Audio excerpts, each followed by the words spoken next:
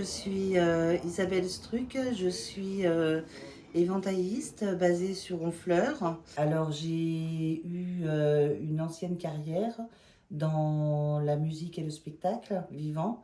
De là, j'étais collectionneuse d'éventails puisque j'avais partout où j'allais dans le monde, dès que je trouvais un éventail, je le collectionnais. Et du coup, j'ai fait le choix à un moment donné où j'étais bien fatiguée, j'avais besoin de me poser, de changer de vie. Et j'ai décidé de m'orienter sur ce métier-là, ce métier rare. Si je travaille avec du tissu en amont, ce tissu, je vais ce qu'on appelle l'apprêter. C'est quoi un apprêt? Ça veut dire le durcir pour qu'ensuite le pli reste en mémoire. Le pli, il est créé avec des moules à plisser, voilà, des grandeurs, de largeurs différentes. À plisser, un moule à plisser, ça n'existe pas. Donc, c'est deux feuilles canson qu'on va dessiner nous-mêmes et qui doivent être juste au millimètre près sur la feuille du bas et la feuille du haut. Donc là, on rentre, pour ce dessin-là, on rentre dans les mathématiques. Contrairement à ce qu'on peut penser, mais on pense que c'est que de l'artistique. Mais là, pour être juste au millimètre près, c'est des formules de mathématiques qu'on applique pour pouvoir créer nos moules à plisser. Faire avec le moule.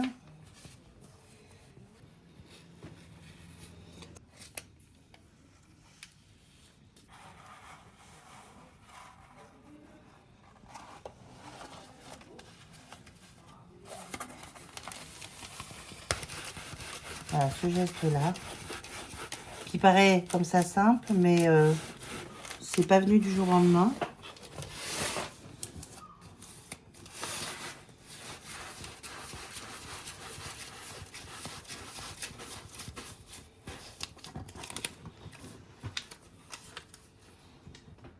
Voilà, et là on presse, c'est de la presse manuelle, hein, parce que tout est fait main.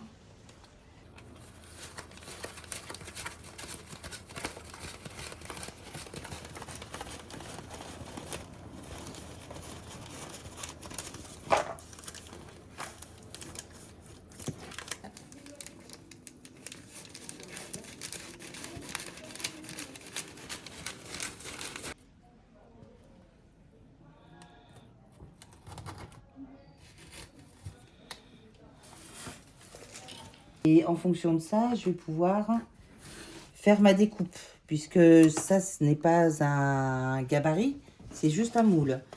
Et ensuite, donc, on découpe et puis on va après varier les formes, etc. Donc, dans la tradition, on est en coupe droite au niveau de ce qu'on appelle le grand tour. C'est le haut de la monture. Et ça, c'est la gorge sur le bas. Donc, souvent, on le fait droit. Et puis après, j'amène quelques variantes, comme j'ai fait tout à l'heure, où là, vous voyez, je suis pas droite, mais je donne un côté un peu plus arrondi à l'éventail. Donc après, quand on maîtrise les techniques, libre à nous d'aller un petit peu où on veut. Ce qui est important dans un éventail qui est entièrement fait main, c'est que toutes les techniques qui sont dans la tradition du XVIIe siècle soient respectées.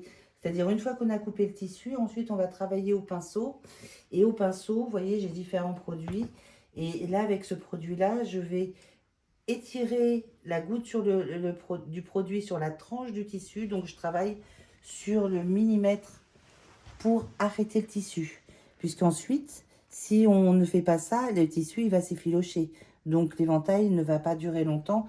Et nous, le but, c'est qu'il soit fait dans cette tradition pour être dans la transmission, qui dure le plus longtemps possible. Une fois que la découpe est faite, il faut aussi travailler sur ce qu'on appelle la partie de la rivure.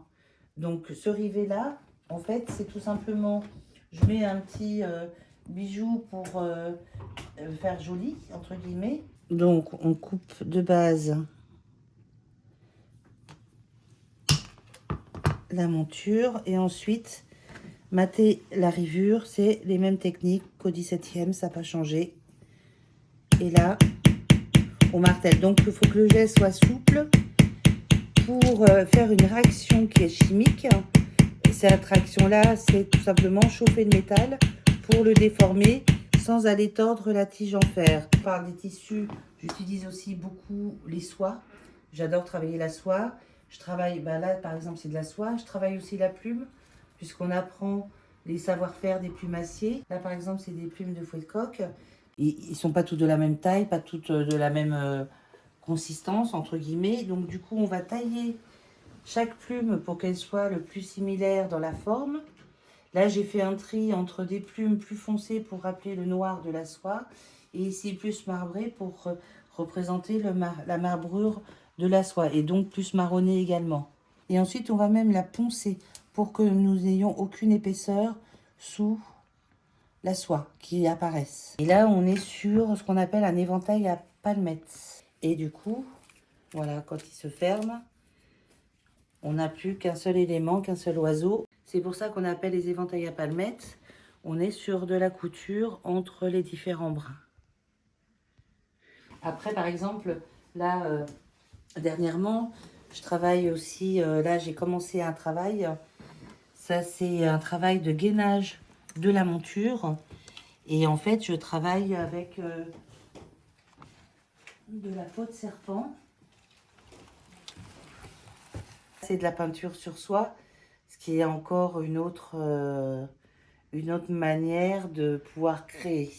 Donc, à savoir que l'éventail plié, c'est-à-dire donc plié, a été inventé par un japonais au 7e siècle qui s'est inspiré de la nature en observant les ailes de chauve-souris. Et c'est comme ça que l'idée lui est venue de faire un éventail plié, puisqu'avant c'était un éventail rigide en écran, on va dire, qu'on appelle là-bas un ushiwa. Voilà. Et l'éventail plié s'appelle un sensu. Aujourd'hui également, je travaille le papier washi. C'est un papier à base qui est créé à la main au Japon, à base de feuilles de mûrier. Ces deux derniers éléments, qu'on appelle toujours les panaches. Pourquoi? Parce que dans la tradition japonaise, il faut toujours que la forme soit concave Ils avaient la tradition de les mettre dans le kimono. C'est à Takashima que les tabletiers japonais fabriquent les montures. Et c'est un métier très difficile, très très physique.